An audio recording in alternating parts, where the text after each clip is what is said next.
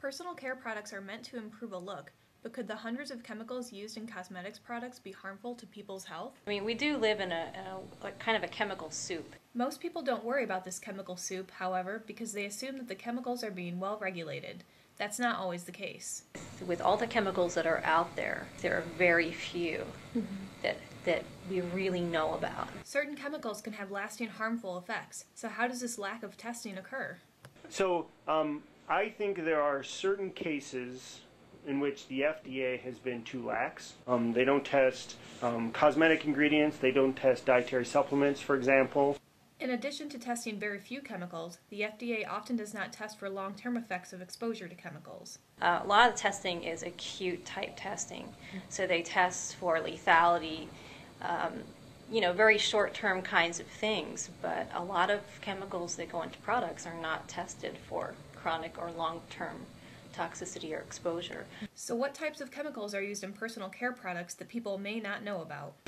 That's a pretty long list, actually. Solvents like toluene, benzene that they use to make products like that, but there are certain metals that they still use, for example, in deodorant products where aluminum oxide and stuff like that have been used. So there are lots of different chemicals that are in products that people aren't aware of. For example, a recent study found that even lead is being used in makeup. Lead is a neurotoxin that's been proven beyond a shadow of a doubt at this point, so it's pretty ridiculous that we're even playing with it at all. And these chemicals can add up. Actually, I heard a statistic that the average woman swallows 4 pounds of lipstick in her life. Still, experts maintain that it's the amount of chemicals that makes a difference. Everything, no matter what it is, the dose makes the poison. There is a dose of parabens, phthalates, lead even.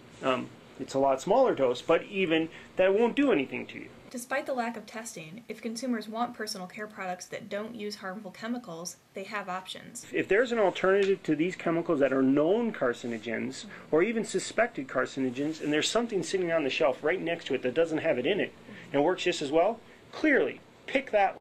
To find more information on healthier personal care products, visit thecosmeticsdatabase.com.